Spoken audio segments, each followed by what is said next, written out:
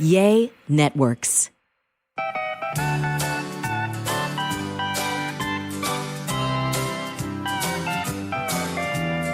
Welcome to A Sandwich and Some Lovin', the podcast. I'm Kellie Raspberry Evans with my husband, my podcast co-host. Wow, maybe we should start that over, but no, we'll just keep plowing through. My podcast co-host and my golf instructor, Alan Evans. A train in the house. Yes, it was brought to my attention that I haven't been keeping up with my golf lessons as I should. So we had a putting lesson today, my very first putting lesson ever in my entire life.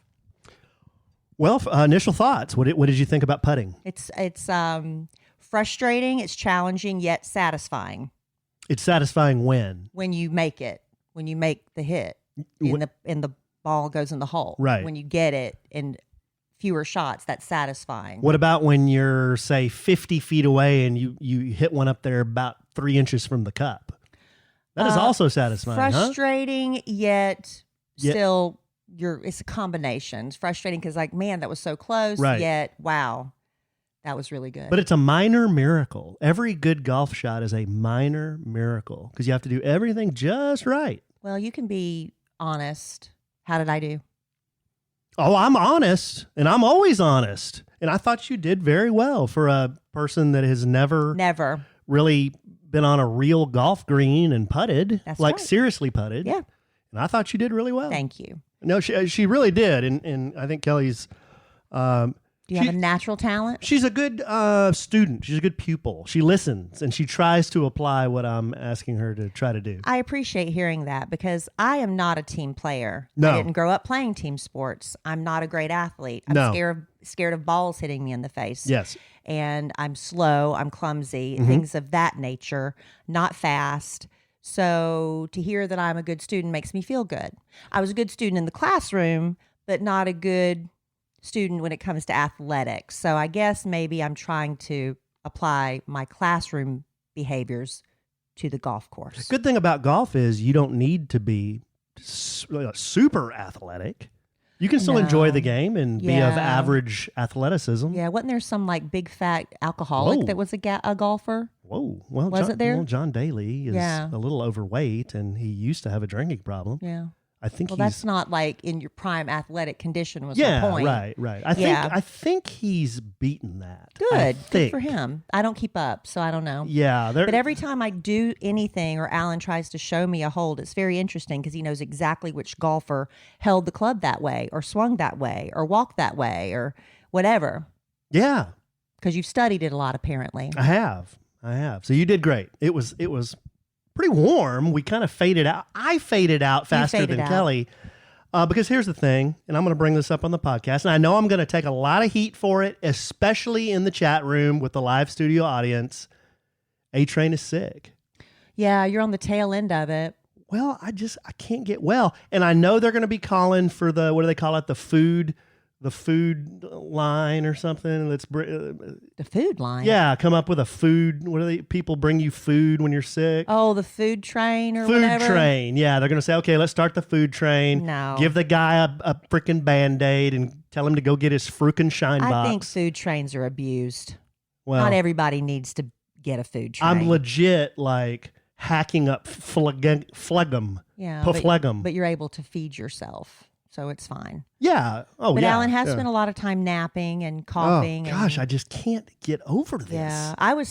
We thought maybe I caught what Alan had for first I thought it was a hangover at first, but I was like, it can't be a hangover because I didn't drink that much. I didn't come home drunk, did I? From Tiffany? I had like 3 drinks. No, you weren't drunk. I could tell you had drinks. Yeah, I didn't drive. My neighbor drove. But I had 3 drinks. I was only going to have 2, but then a listener recognized me and bought me one. The waitress brought over what I'd been drinking. So I was like, oh, well, you have to be polite. What was that? Vodka soda. And because we were at this place called Lava Cantina to see Tiffany. Remember Tiffany from the 80s? Yeah. Some people may not. Give us a little bit. She went through the mall tour. Give us a little bit, please. She'd sing...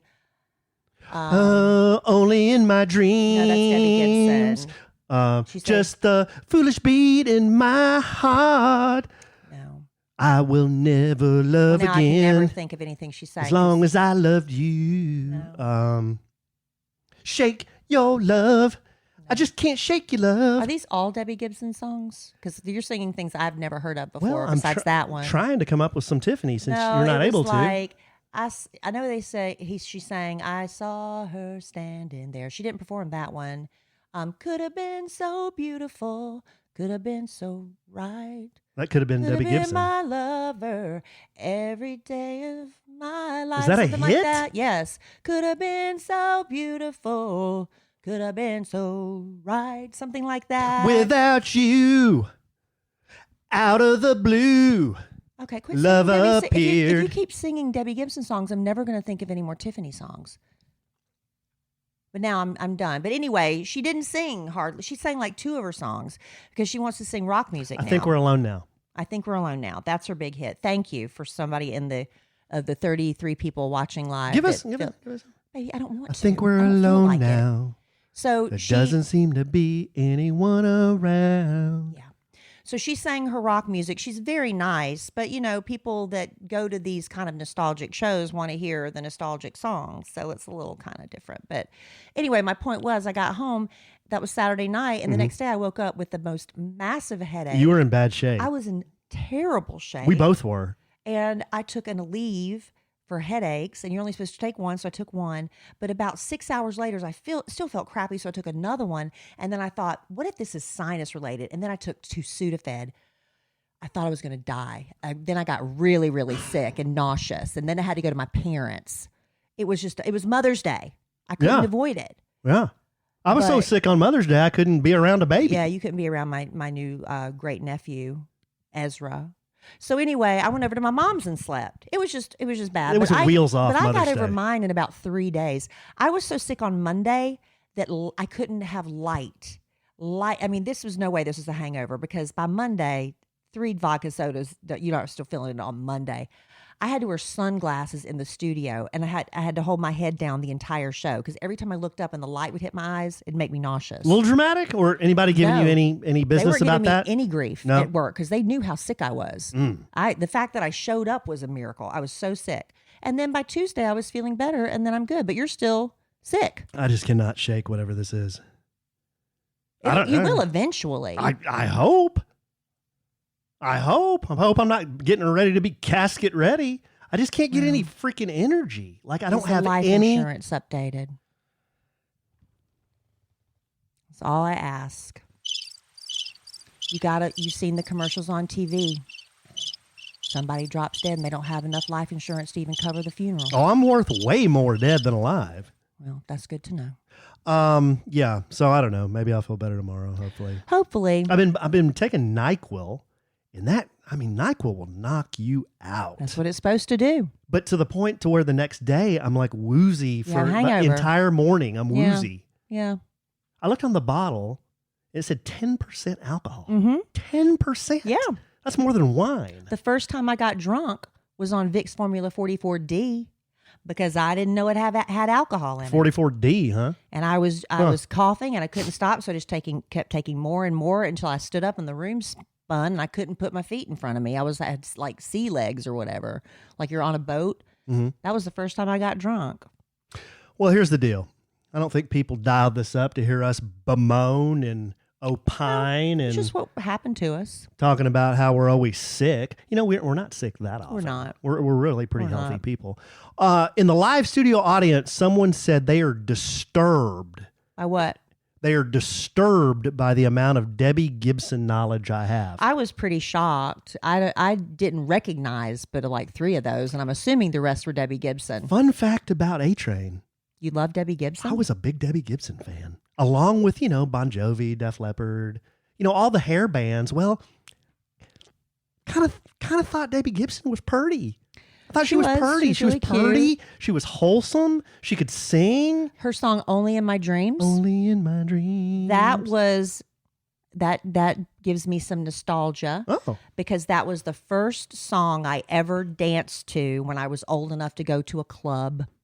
A club. A club. They played that in the club? That was in the club Wow. that I went to. It was a dance club. I don't remember what it was called. Tommy Jean would probably remember. Tommy Jean. Because it's where the Smorgasbord restaurant used to be, and they converted it into a nightclub. And I remember I went out there. I finally got because the first time you get up the nerve to go out there and dance, it was a big deal because you feel like everybody's looking at you and you don't want to look stupid, or some people don't care. I did. And Chris Miles was standing there and kind of looking at me and kind of shaking his head and laughing because I loved Chris Miles. I had a crush on him all through school. So it was kind of embarrassing. But that was the first time I ever got on a dance floor to Debbie Gibson's Only in My Dreams. Well, trivia there. How about that? Yeah. I've never seen her live. I never did either, but I had Out of the Blue, which Did I you have think a poster? was her. I didn't have a poster. No, I had other posters. But yeah, I had Out Why'd of you clear your throat for your other posters? because I'm sick. I had Out of the Blue and I had Electric Youth. And then she started making she was trying to get more serious and Right. be a serious artiste. Yeah, that didn't work. And then I was out. doesn't work all the time. I liked wholesome Debbie Gibson. Yeah, and there's so many of those nostalgia tours. The people still keep going out on tour. It's like, this is sad, y'all. So remember Ryan Cabrera? I know he grew up here in the Dallas, Arlington area, so we know him, and he had a big single that I can't remember right now. Fallen, something I'm falling. Anyway, on the way down, that was his song. On the way down. Anyway, he is on one of these 90s nostalgia tours, and he's touring with LFO. LFMO? No, LFO. They sang, New Kids on the Block had a bunch of hits. Chinese food makes me sick. And I get when the girls walk by in the summer. You can't say that. In the summer. I like girls who wear Abercrombie and Fitch. I tell you, if I had one wish, something for the summer. For the summer. Well, anyway, there was only 3 guys in LFO. 2 of them are dead? 2 of them are dead. So LFO is performing with just the one left, the guy that's left. So it's just, who is it? Like the drummer? They were just 3 guys. They didn't play instruments. Oh. And one of the founding members of LFO, he was replaced. He's dead too. So in essence, 3 out of the 4 members to ever be in LFO are dead, and he's still touring. Well, there's some music trivia for you. Yeah. I got some more for you. What? Do you know that the Doobie Brothers, none of them are named Doobie, and none of them are brothers? It's mind-blowing. And that's a dad joke that I've heard on several occasions. What do you call a magician that's forgotten how to do magic? See, I already saw that. And that's a good joke. That was a good joke. What is it? What do you call a magician who's forgotten how to do magic? Ian. Ian, yes. Did you want me to say the answer? Sure, yeah. I think it's funnier when you read it. Yeah, it was funny. It's funny when you read it. Good dad joke. All right, we've got other stuff to get to besides our sickness and bringing the room down by letting you know that only one person's left in LFO. And singing Debbie Gibson. Well, that was fun for some people. You know, I love spring. I do. I don't know. Do I love spring or fall more? It's a toss-up. But right now, I'm all about spring. The days are longer. Flowers are blooming so beautifully right now. We get to spend more time in our yard. What makes spring even better is Sunday lawn care. Sunday. Before Sunday, Alan especially suffered from lawn envy. There's this one house about a block and a half from where we live. Yep. Every time we walk by, it was like a punch in the gut. But thanks to Sunday, we now have the yard that neighbors envy because it has everything you need to get the lawn you have dreamed of. I bet they use Sunday. I bet. They didn't share that tip with us, but we're sharing it with you. Go to getsunday.com/lovin, LOVIN right now. Enter your address and you'll get a customized plan created just for your lawn. No trips to the store, no hauling heavy, dirty bags in your car. Sunday ships straight to your home. You just need a hose to apply it. You can fertilize your whole lawn in less time than it takes to watch an episode of your favorite TV show. I mean, a whole lot less time. Sunday uses only ingredients you can feel good about. No harsh chemicals, no long waiting periods, no trying to keep your kids and pets off the lawn because it's safe. You just apply, let it dry, and you're back to enjoying your yard. Sunday is easy and affordable. Some lawn care services cost more than $1,500 a year, but Sunday's full season plans start at just $109. And for a limited time, Sunday is offering our listeners 50% off your first box. So you can get started today for as little as $55 when you go to getsunday.com/lovin at checkout. That's 50% off your first box at getsunday.com/lovin. All right. So while Alan's been sick this week, I have been, having some time to catch up on some TV shows that I've been wanting to watch. I'm caught up on all my Real Housewives. I really wish Alan shared the passion for Real Housewives with me, because I would love to talk to somebody about the final episode of New Jersey. I've probably watched a lot more of that than you think. It's probably seeped through osmosisly. There's a lot of it on. But I also had time to learn some just random things this week that I've never heard before. About what? Housewives? Just random. No. Oh. And I can talk Housewives if you want. Well. And you know what? If I talk to somebody and I ask them, Team Teresa or Team Melissa, it may affect our friendship if you say Team Teresa. I'm just saying. I don't know what any of that means. It might. Is that New Jersey? Yes, it might cause me to pause and reevaluate our friendship. That's all I have to say about that. Okay. But I did find out this week. Did you know that, Tom Hanks starred in Big, right? Remember when he danced on the giant keyboard because he was a little boy trapped in a man's body? They were at FAO Schwartz. Which is kind of creepy when you think about it, because remember that woman was hitting on him, and she's really hitting on like a 10-year-old boy, but he's trapped in Tom Hanks' body. So it's kind of oogie. Did you know Robert De Niro was offered that part and turned it down, and that's why Tom Hanks is in Big? Really? Can you imagine that? That's really interesting. There are a lot of people who are offered big roles in these iconic roles, and if you like, I've heard that Harrison Ford in Indiana Jones, somebody else was offered that role. That was Mel Gibson or no, who played Maverick? I mean, no, Tom Cruise? Magnum PI. Oh, Tom Selleck. Tom Selleck turned down the role of the was it Han Solo or Indiana Jones? One of the two. It was one of those two. It was Tom Selleck. But I guess to your point, what you're saying, it's like really weird thinking about that. And Robert De Niro has a new movie out this week, something about Life with Dad or something like that. And also, Iron Man, Robert Downey Jr., that was not his role. The role everybody wanted, Clive Owen. And Clive Owen said no, he didn't want to do it. And that's why Robert Downey Jr. is Iron Man. Wow. Can you picture that? No. But you know what? If he had gotten the role, we would have never known any differently. That would have just been what it was, and we would accept it. But just thinking about it now is really weird. Now. Another thing I found out this week, which I thought was interesting, and this isn't like one of those aha things, it's just interesting. ZipRecruiter. ZipRecruiter. Like this online place where you can put up your resume for jobs and stuff. No, I'm just saying, according to them, they do like little news releases and stuff. They said, as of this month, if you're wondering, am I being paid what I'm worth? Am I being paid, am I getting paid the right amount of salary? Well, common question. That's a common question. Yeah. So just so you know, according to them, as of this month, the average annual pay for an American, this is average. Some make a lot more, some make a lot less. This is right in the middle. In the U.S., it's $58,563 a year. That's the average American working today. I think that's what I've seen. Something that's around that. Decent, right? Especially if you have a 2-income household. Then that you double that if that's the average, right?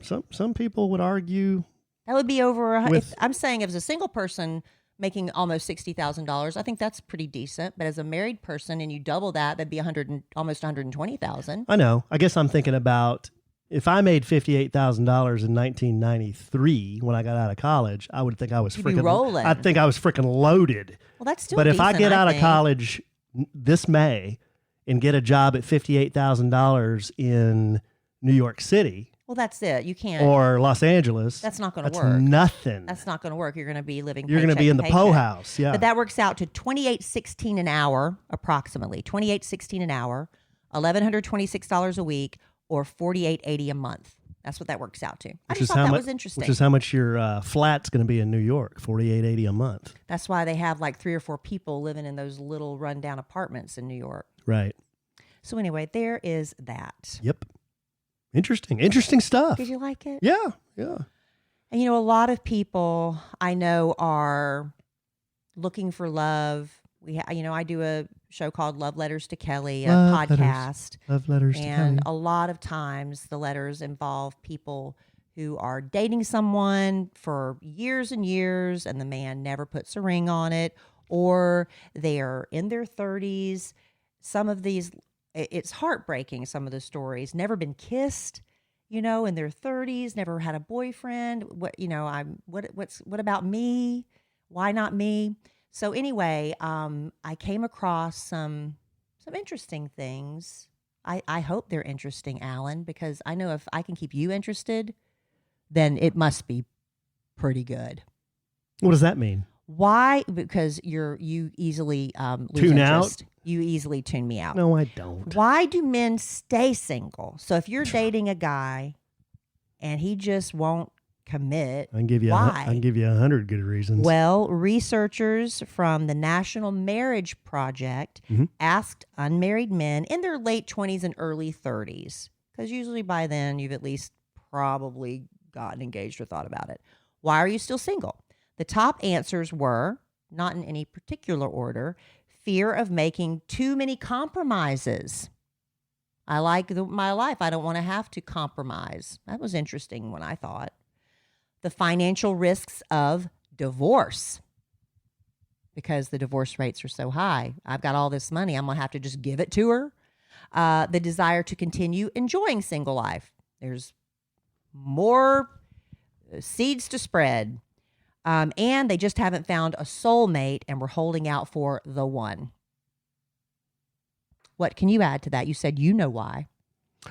Well, I said that cynically. What I would add to that is all of those things that you mentioned sound to me a little selfish. Well, I think good men, and I can't take credit for coming up with this idea. I actually saw this on Prager University. Good men get married because good men have character. They want to get married. They value a relationship. They want to start a family. Those are things that are important to people who would call them good men. Single men who enjoy being single are afraid of the commitment. Yeah. Like the single life because, like you said, they can spread their seed. They got all the money for them. And I think that's the difference. And I think you're seeing more men wait longer to get married, And women. and women too. Because we're not being asked, number one, and then we have all these career goals and things too. And that has, and this isn't a sociology podcast, but that has a lot of different effects on childbirth rates, which are going down. So people are having less and less kids. Fatherless households. Single mothers, those kind of things. So Well, it's not to get too serious, but No. that's what that reminds me But of. it's true. And it said in this other article, the National Center for Family and Marriage Research, I want to give credit where it's due. They said the U.S. marriage rate has declined by 60% since 1970. The marriage rate has declined They declined 60%? by 60%. In 1970, the marriage rate in the U.S. stood at 76.5%. Today, it's at 31.1%. Yeah. I think, people value a relationship less, and this is me making big generalizations.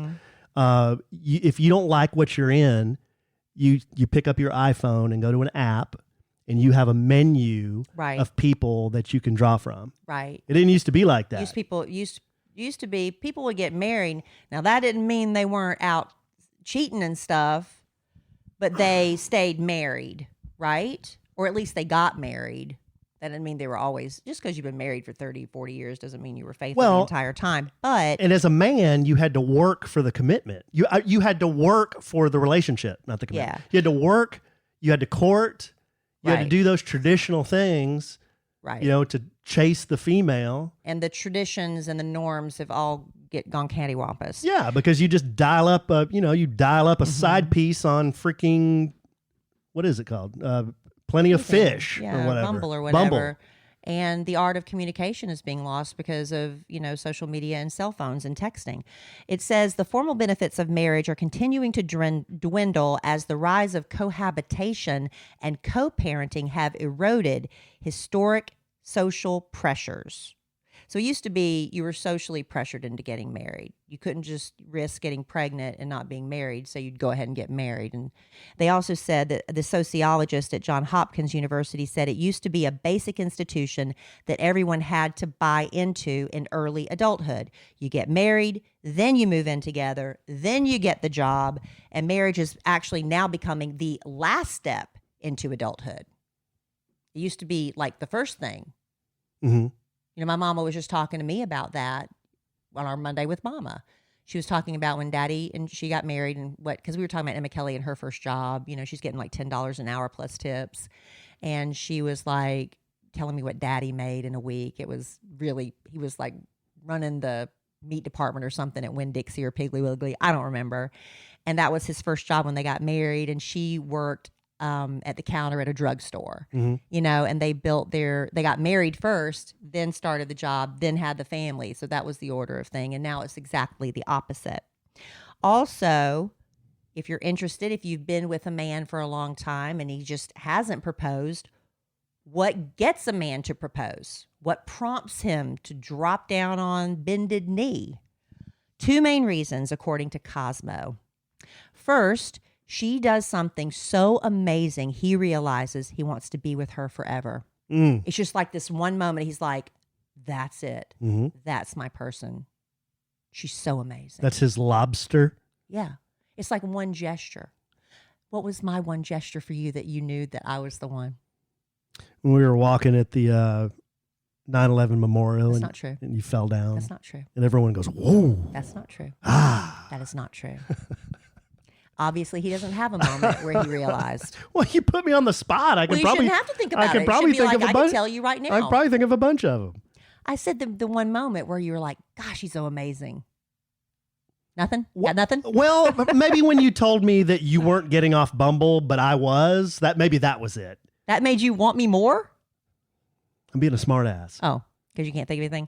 The second, finally getting his career and finances in order. Because a lot of men say, I can't afford to, and I want to be able to provide, and I guess that's what it is. I don't know about that. I've used that. I've heard that. If you wait for your finances to get right where you want them to be, you're never going to do anything. Be in a pretty decent position. They said what does not make a man propose is an ultimatum. Only 1% of men polled proposed because she said it's now or never. Now, I don't think telling a man, look, we've been together for 6 years. I guess it is sort of an ultimatum.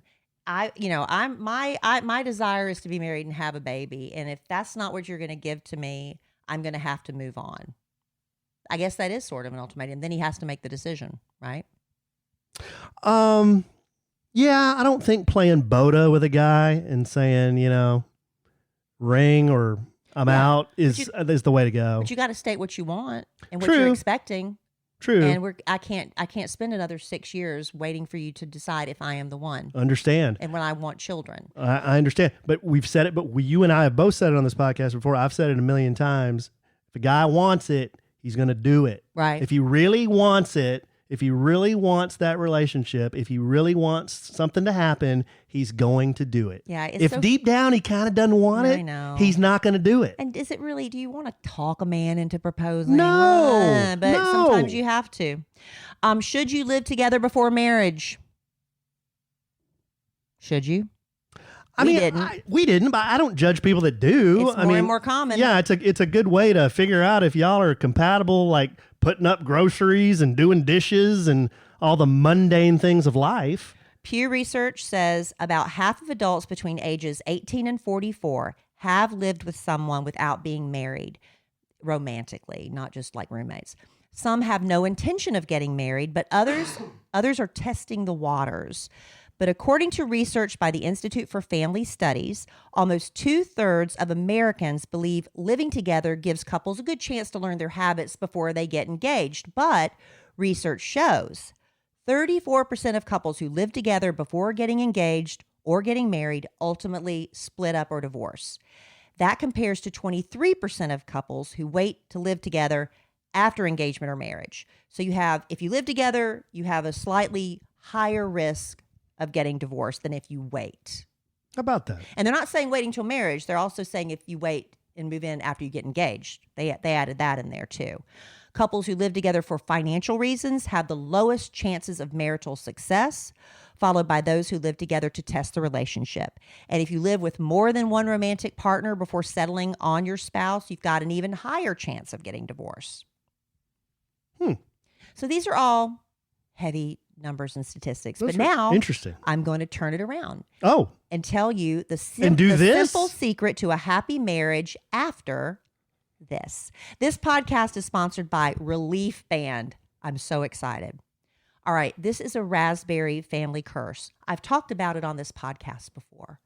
We get car sick. We get motion sick. It's just a raspberry thing. When I was a kid, my parents pulled me out of school on a school day to take me to Carowinds. It was an amusement park on the North Carolina-South Carolina border, Carowinds. I was so excited, but on the way there, I got so car sick, they didn't even have time to pull over. I threw up in the floorboards. Ew. We got all the way to Carowinds, and it was closed because Mama didn't look it up that Carowinds closed one day of the week, and it happened to be on my birthday. Alan, if only I had Relief Band back then. You needed a Relief Band. I wouldn't have thrown up in the floorboard because Relief Band, if you or anyone in your family suffers from nausea for whatever reason, this is the #1 FDA-approved anti-nausea wristband. It's been clinically proven to quickly relieve and effectively prevent nausea and vomiting associated with motion sickness, anxiety, migraines, hangovers, morning sickness, chemotherapy, so much more. I ordered my Relief Band in black because it's my comfort color. And it goes with everything I wear. And I'm so excited that I get to take it with me when our Kid Craddock morning show goes to Florida in July, because Relief Band both treats and prevents nausea. That means I'm not going to have to worry about getting nauseous in the first place. I can read on the plane. I can do all the boating activities without worrying about getting sick.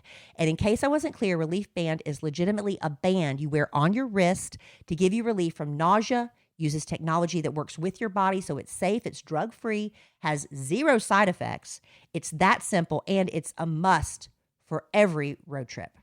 So if you always have a flashlight on hand for a blackout or a first aid kit on hand for emergencies, then you need a Relief Band for those unexpected nausea moments. And right now, we've got an exclusive offer just for A Sandwich and Some Lovin' listeners. If you go to reliefband.com and use promo code SANDWICH, you'll receive 20% off plus free shipping. So head to reliefband.com and use our promo code SANDWICH for 20% off plus free shipping. I'm so excited. We love Relief Band. We do, y'all, because it's a serious problem in the raspberry, especially with the women. And if you can't remember how to spell relief, I before E, except after C. Or when sounding like A, as in neighbor or way. That's right. All right, so... That wasn't part of the ad. That wasn't. That was just a side note. Yeah. Simple secret to a happy marriage. A weekly dinner date, that won't increase your passion. Instead, tackle a fun new challenge together. Take a painting class. Go on rides at a carnival. Learn golfing together. Researchers at Stony Brook University say rewarding experience floods your brain with dopamine. That's a mood enhancing chemical that is produced naturally in your body. And if your partner is there with you, when you get that dopamine rush, that feeling becomes linked to that person. So you associate the person you love with this dopamine feeling, and that makes you feel like, man, we have a happy marriage. So when you sunk that 25-foot putt today, you got that dopamine rush? Did. And you look really cute in a golf outfit. Oh, thank you. Very handsome in a golf outfit. We should have taken a picture of you. Appreciate that. You really do. Well, thank you. There's something about... I think you're not used to seeing me with a collar on. It's just something about a golf outfit. It just does something to me. When you have a glove on. Well, it's just all it and is. It's just, I don't know, the shoes. It's just a collared shirt and shorts. I don't know what it is. It's Okay. something about guys in golf outfits. Guys in general or your husband? Well, I used to tell that to Kid Craddock too. I never thought Kid Craddock was sexier than when he was getting ready to go play golf with that golf glove. And remember when I told Alan that when we first started dating, I should post these. He'd send me pictures of him with his golf glove. I think you did post a few of I those. did. I should post them again. So cute. All right. Top 5. Okay. Let's say you're not in a happy marriage because you haven't been learning golf together or taking painting classes. Top 5 signs of cheating, Okay. according to Cosmopolitan. Cosmopolitan? Yes, because they do interviews and surveys. There's porn in Cosmopolitan. Yeah, I would say soft porn, yeah. A screwy schedule. Your husband or your wife suddenly starts working late, spending hours outside the office during the day, goes on more business trips, often at the last minute. If this is a sudden change, could be a sign he or she is cheating. Bedroom behavior. If he suddenly or she suddenly wants much more or less sex, that could be a sign. It's just like a sudden change. What if he suddenly had the clap? Well, that would be something you would probably need to discuss. Because if you watch Real Housewives of Miami, you know this part to be true.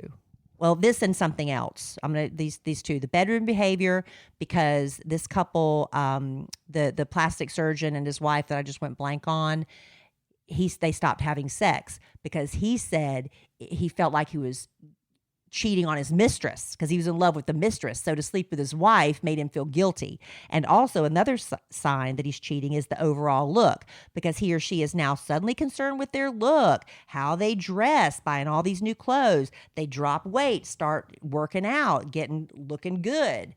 That could be a sign. That could be, but it could also be you're just on a health kick. It doesn't necessarily mean they're cheating, but it's just something that maybe should perk your ears up. What if he gets fatter, just wears Harley Davidson t-shirts? And no cheating going on there. Wow. None. Wow. Okay. Although I do every day. It's becoming more and more regular, and people are very sweet. This one lady today, she DM'd me, and she said, I just feel like I need to let you know this. And she said, it's none of my business. Yeah, she said, you and Alan might have an understanding. Like, wait a minute. Like we are an open relationship. Yeah. But she sent me screenshots of David, and it was Alan's pictures. Oh. And it wasn't Where on was it Instagram. from? It was some dating site. She chopped off the dating site it was on. Well, why'd she do that? But she was letting me know that just in case I wasn't aware that you were out there looking for love. And why didn't she send it to me? She wanted to let me know. Oh, okay. Because, she was being a good girlfriend. Right. But it wasn't Alan. Well, it was Alan's pictures. Mm-hmm. But, Alan could get away with it now because I've had so many of these fake Instagram profiles because Alan's. I could just know how. Assimilate into all the fake ones. Because Alan's face is used so much. Well, number one. And I still don't understand. It's because you're so handsome. Oh, well, thank you. Two, I think it's also because you're a little ethnically ambiguous. Very You're ethnically multicultural, and so you would appeal to a big swath of women. Speaking of, glad you brought that up. I don't want to get off topic. Just real quick. Oh, I got off topic. It's my fault. Real quick. This is Asian American Heritage Month. It is. And Sesame Street just came out with their first Filipino American character. How about that? Oh, I've been waiting my entire life. Well, that's a big deal for little kids to see themselves represented on Sesame Street. That is a big deal. Really? Yeah. But when I watched Sesame Street, I didn't care. I saw Big Bird. Cool. I saw these I think guys it's cool. What's singing, wrong with and walking in the street. I just didn't think about their skin color. Okay. That was just me. When I was a kid, why would you be offended? When by I was a it? kid, I just didn't think that these people were different colors. I just saw everybody as this. Okay, well, you're way more this enlightened one big than happy me family. when it comes to Muppets. I thought it was cool they added a Filipino American. They got his hair right. It was like a chili bowl. But his skin. I bet he has soft feet. If a Muppet has feet. Yeah, good call. But his skin was very, very orangey. I don't think I'm that orangey. I don't know. Maybe it was the lighting on your TV. And then finally, after, all these other signs, the fifth sign of cheating is just that funny feeling. You have too many questions, not enough answers. Just if something doesn't feel right, it probably isn't. It could be your gut, or you could just be paranoid. So how do you really know? But these are signs. What about spilled lube Not in proof. his briefcase? Well, you could come up. A good cheater could talk his way out of that. What about Revlon on the band of his underpants? A good cheater can talk his way out of that. The guy is a prank on the guys trip. The prank, they think that's so funny, and they would be able to get one of their guys on the phone to vouch for him because they all have that. That's a good guy friend that's going to do that stuff. Is it? It's going to stick his neck out like that. I ain't getting involved in anybody's stuff. Not me either. I had one time, a former friend of mine. She's not a friend of mine anymore. She called me and said, "If my husband calls you, I was with you last night." I said, "You better hope he does not call me because I'm not doing that. I'm not doing that." And so I don't know who she got to cover for her, but I guess it was too late because she already told him it was me. But I never heard from him. And now I don't hear from her. Okay. Was I being a good friend? Yeah, I mean, I think so, in my opinion. I wouldn't get involved in somebody's personal business like that. Even if it was a good friend, I'd be like, dude, keep me out of it. Yeah, you're a good friend, but I mean, I don't feel good about that. Why would I put my neck on the line with your wife or your girlfriend? I liked her husband. This is y'all's problem. I feel bad. Y'all figure it out. What are you They're involving me for? Though. They're still together. Oh, really? She and her husband. Who is it? You gonna give us a name? Okay. You got anything else, babe? Well, I'm going to defer to you and turn the remaining portion of the podcast over to you, honey. Okay. Well, the Filipino American. Yes. You're darn right. This is my month. David. Who? Oh, David. I've been really bad at letters. Yeah, that's your job. Yeah, we've got quite a few here. I don't know if we're going to make it through all of them, but I thought we would go through a grab bag of listener correspondence. Okay. This first letter is from one of our very best customers and friends, Keith. Subject, help for Alan. This one is for my man, A-Train. I'm sending you some colon broom. I'm sure you've seen it on the social medias. Oh, my gosh. I get that Instagram ad all the time. I'm not affiliated with them at all. Hashtag not an ad. But I have suffered from severe GI issues most of my adult life. Colicky gut was the diagnosis after a miserable series of months, thousands, consequently millions of dollars, countless tests, and diet changes. I started using this stuff last May. It didn't solve all my issues, but my quality of life has improved remarkably. My gut is much more stable. I feel lighter throughout the day. I actually feel like I'm digesting nutrients instead of just making unpredictable shitstorms. I'm down 100 pounds and I have maintained it for months. Because that's one of the things it says you'll lose. That's one of the promises, you know. Well, yeah. Well, if you're carrying all that excess waste, I talked to a doctor one time because I don't go that often. And I'm like, this can't be healthy. He's like, well, it's normal for you. I'm like, yeah, but all that literal crap is just sitting in your body. Yeah. It's got to go somewhere. I know. I went to my doctor the other day. I said, Doc, I want to lose 10 pounds of ugly fat. He said, here's an X-Lax and go home and chop your head off. All right. Back to Keith's letter here. My gut is much more stable. Yeah, down 100 pounds. He says, well, I can't read that. Does it involve his sex life? Well, he's lost 100 pounds, which he says makes him have a different appearance in some places. Okay. Can I just say that? That's a bonus. Yeah. So he says, some of this I can't read. So I sincerely hope you give it a try. It should work well with your probiotics. Take care. Tell Kelly that Lindsay and Keith say hello, and we'll be seeing you guys soon. Love y'all desperately.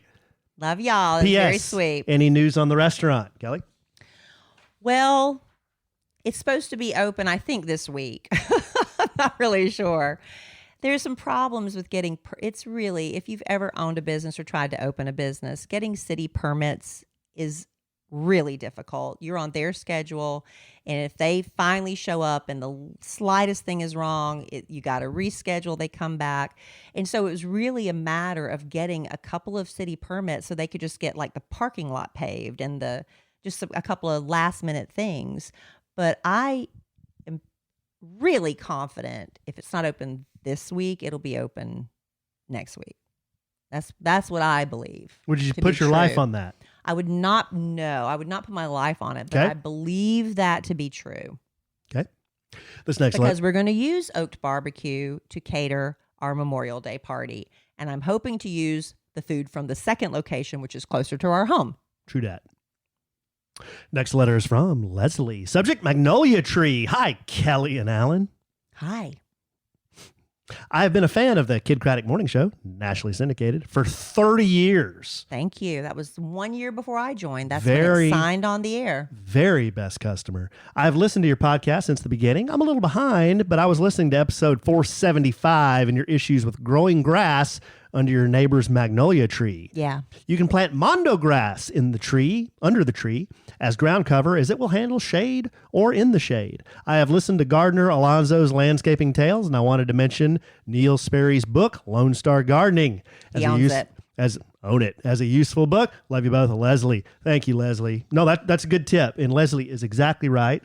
Mondo grass is related to the monkey grass.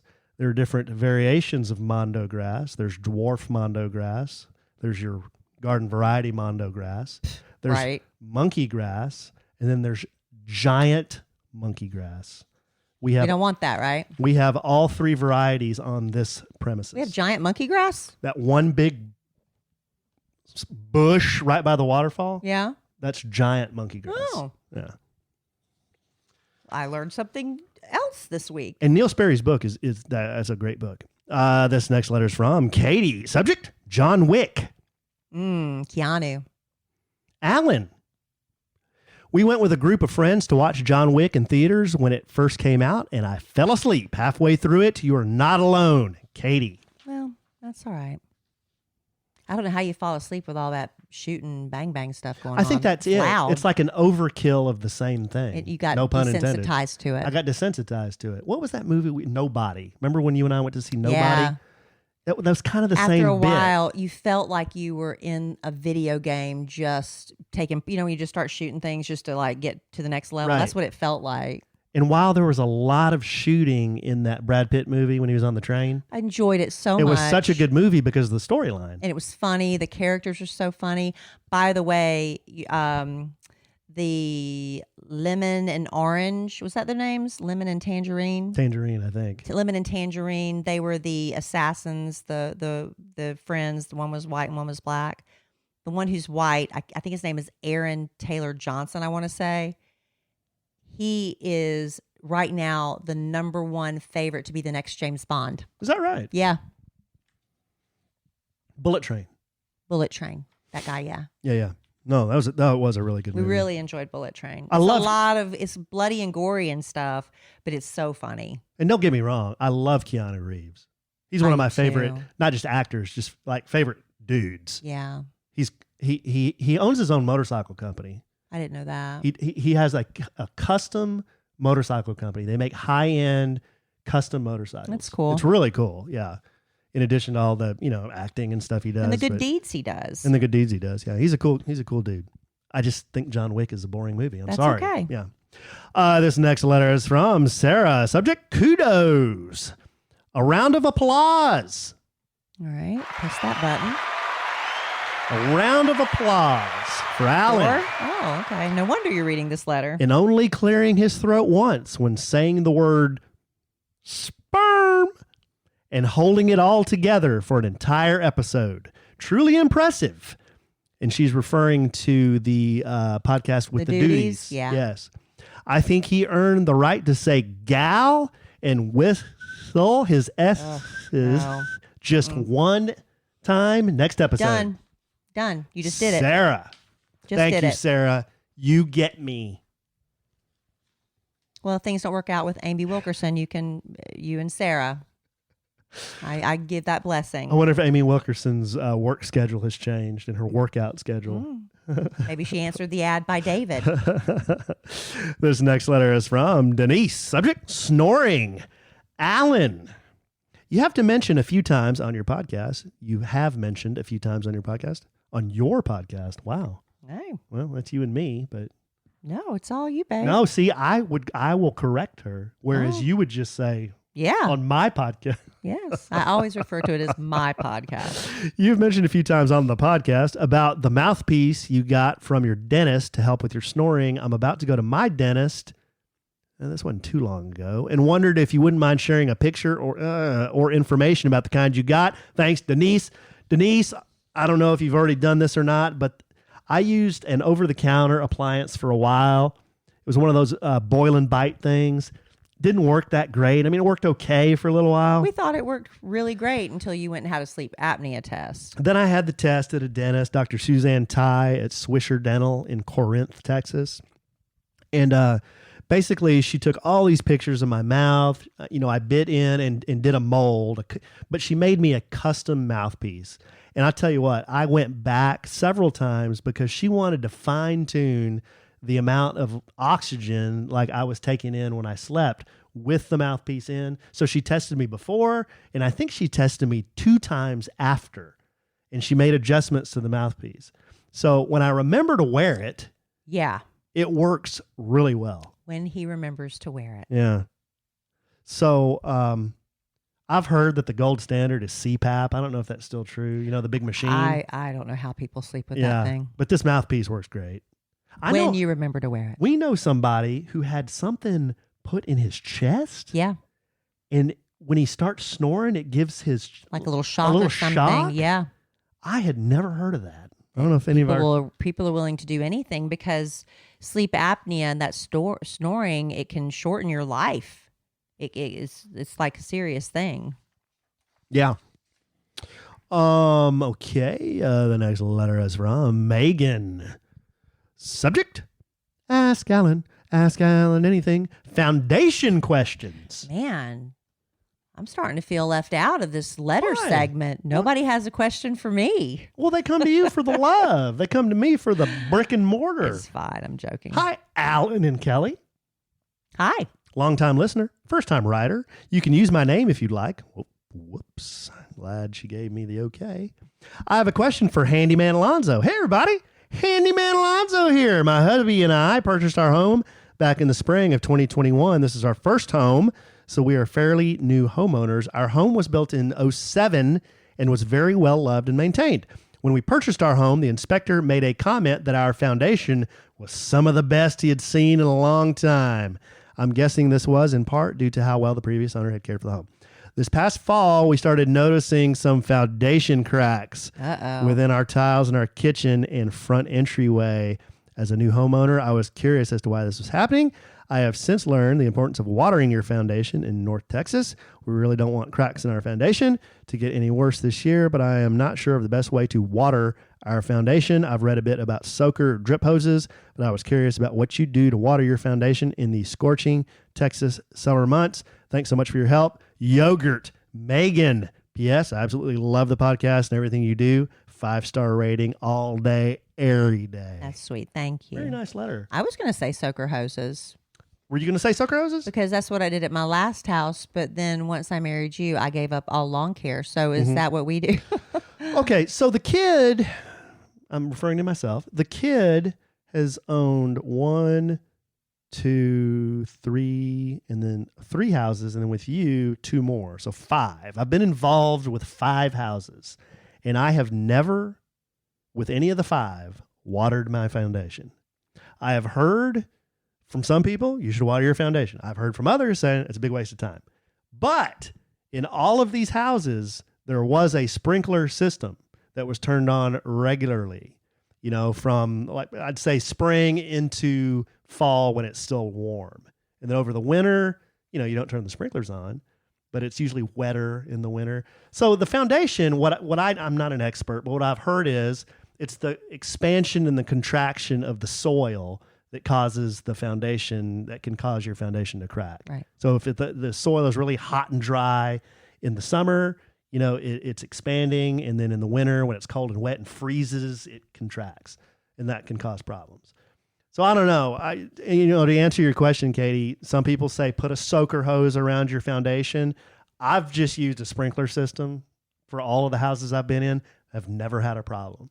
But they have to hit the flower beds around your house. Yeah. They have to get that part wet. Yeah, and all of these did. But you mentioned your tiles are cracking. Now, some houses just settle. Like we have a big crack up on the second floor on the ceiling. Oh, and I was panicking about that. Yeah. I thought that was a problem. Our house is pretty old. It's a 98 or 97. 97 or something like Yeah, that. it's a relatively older home.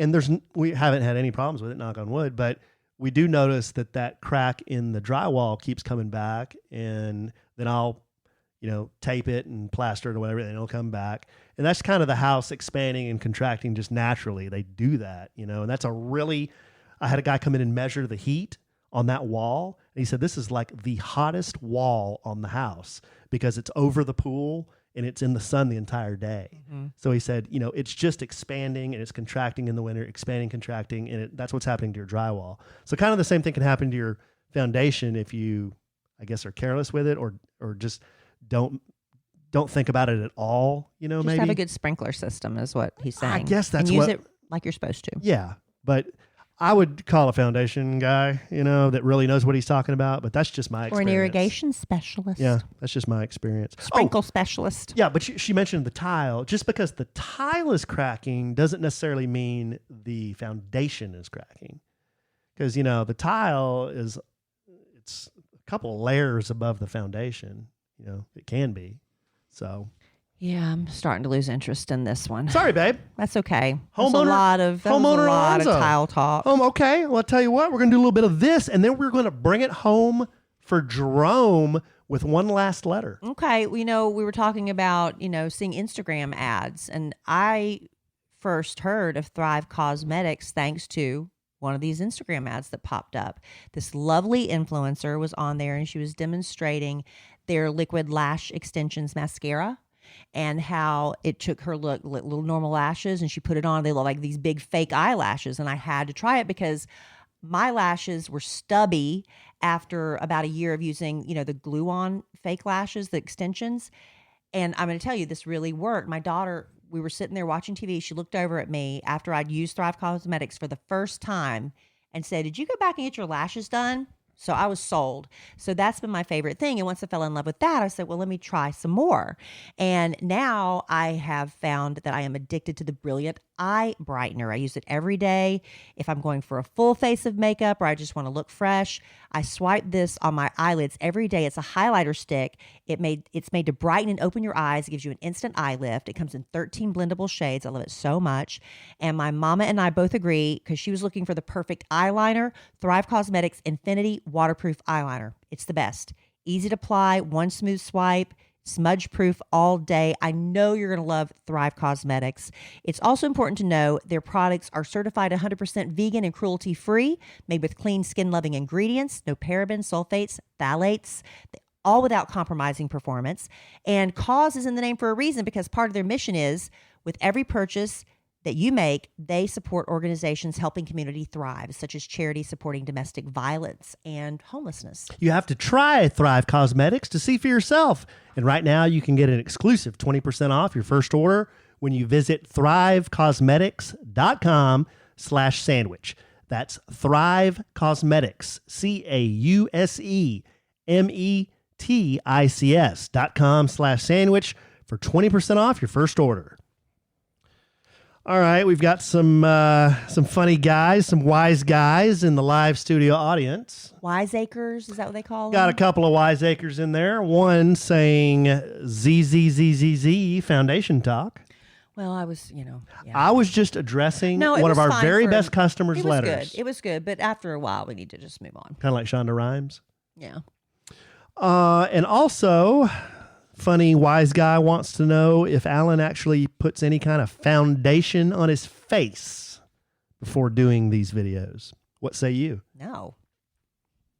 Yeah, this is just my face.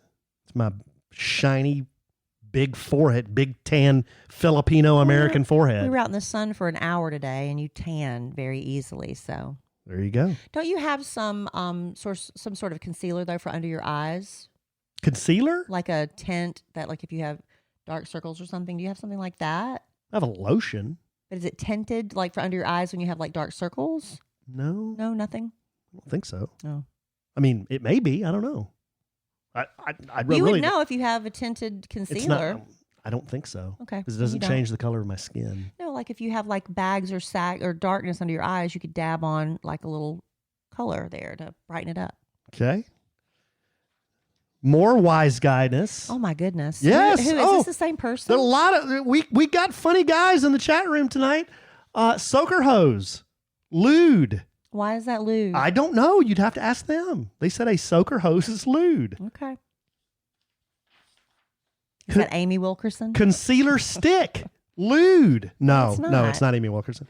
Okay, it's Dee Dee. Here is the last letter, and this is becoming a bit. What kind of spam is Alan getting? Our last letter is from Woody. Subject, soft hammer, drink this powder. Do you know the number one reason most guys over 40 struggle to get it up? It's got nothing to do with age, genetics, or what you eat. Instead, according to the latest research, it has everything to do with this hidden organ. I'm looking at a picture of an X-ray, and it's pointed to like one of my lungs, it looks like. I don't know. What hidden organ is by my lung? I don't know. It's an organ all men have inside their body. It's what keeps your soldier stiff. However, as you reach your late 30s, this hidden organ starts to break down. It doesn't work right. As a result, you experience... You want me to read it? A floppy, weak Johnson that couldn't stay up to save its life. So, how do you fix it? So you can leave her sore and limping Alan, for weeks. Stop. Now, see, now you've went too far. You don't have that's to read what that. that says. You edited the first letter you read. You edited it. You said you couldn't read it. But that you don't have a problem reading. So click here. And you not only read it, you read it louder. So click here. Drink this hammer stiffening powder. Do you think I should click on that? No. And I don't think that should have even been read. But thank you for ending the podcast on that note. We can end it on another note. I've got one more. You want to read the last one? You shouldn't have read that.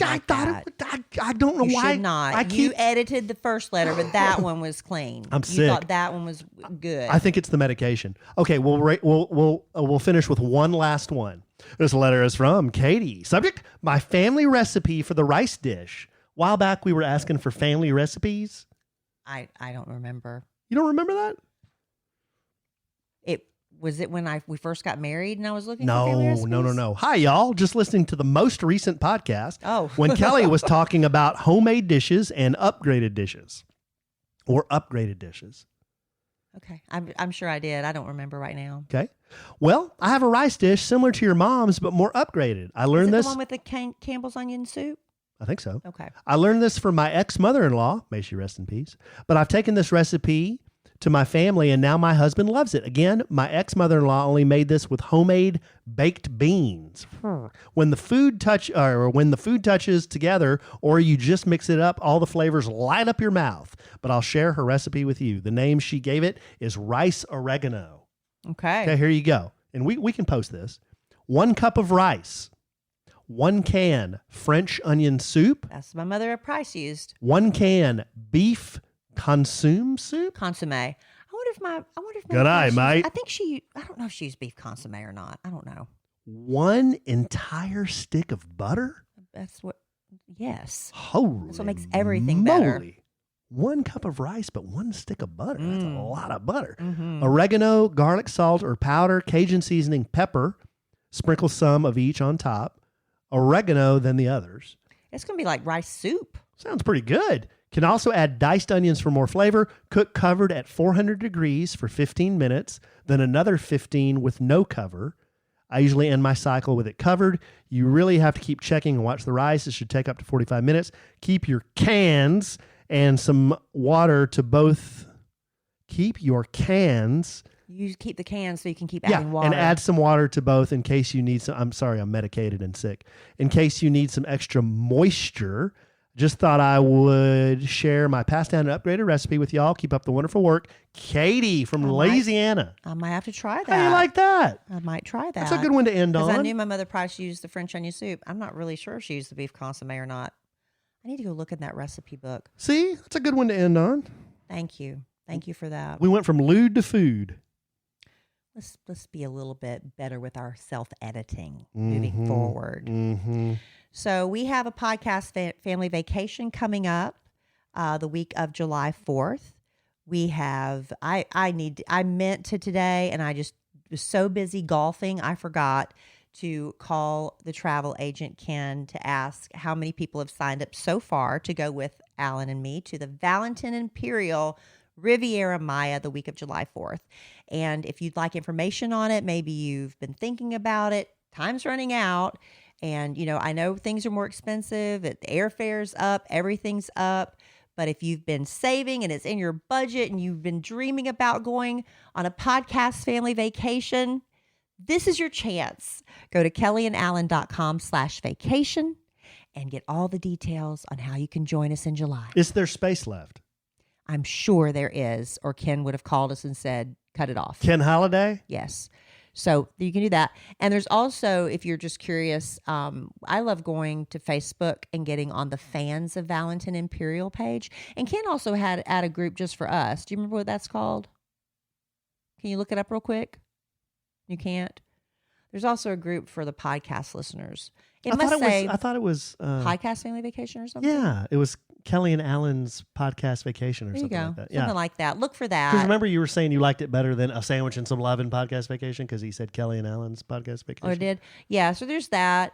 And the Fans of Valentin Imperial, that's for the people that are going with us, the one with Kellie and Alan. But the Fans of Valentin Imperial, what they do is people that have been there before, they give you lots of fun tips. They tell you specific room numbers to try to ask for because they love the room so much. They even go on there and they'll say, hey, we left these pool floats in building 5, 3rd floor if anybody wants them because we can't take them home. And so they'll leave sunscreen, like full bottles of sunscreen and stuff. It's really nice. So that's a fun little tip. A little scavenger hunt. Yeah. And if you're going to any resort, if you go to Facebook and put in Fans of and type in the resort, you'll probably find a page dedicated to that hotel group. And yeah, that happened to me. A friend of mine was staying at a resort and she was leaving like the day I got there. The day I got there, it was my friend Christine and Rob. And she said, hey, I left something for you at concierge. I was like, oh, great. She left me they can't take it all back on the plane. So all these bottles of coconut water, sunscreen, snacks and stuff, she just left it all for us because she knew we were coming. Yeah. That's a nice thing people do. Very nice, yeah. Now, I don't know if you can leave food for strangers, but you can leave leftover sunscreen and pool floats. Yeah. I think it's a very nice thing. Very nice. It's a great place. We love it. That's why we keep If going you go back. to those websites, the fan sites, you could probably find those things and tips. I know we have a good amount of new people this year. New meaning like they haven't been. Right. And we haven't met them before. Yeah. Looking forward to that. It's going to be a great time. And then we have I think we'll have some older liables that'll be there. So, it's going to be a wonderful time. So check it out if you can. kellyandalan.com/vacation. All right. So that's it for this podcast. All right, babe. Well, I know one of our very best customers, Gigi, will be very happy because she's always sending me messages saying, you guys got to do more than an hour. I said, I'm out on these 45 minutes. She said, I want an hour or more. There you go. And that's what we did. That's what we did. We did an hour and 7 minutes. Probably should have stopped about 7 minutes ago and we would have avoided that last little uncomfortable letter, but that's okay. Well, I didn't think it was uncomfortable. You did. Well. Or you wouldn't have changed your voice and talked louder. I was just reading my spam. Sometimes I want to read the real letters that come in and also the spam letters so they can get a flavor of what I see in my inbox. All right, babe. You got anything else? No.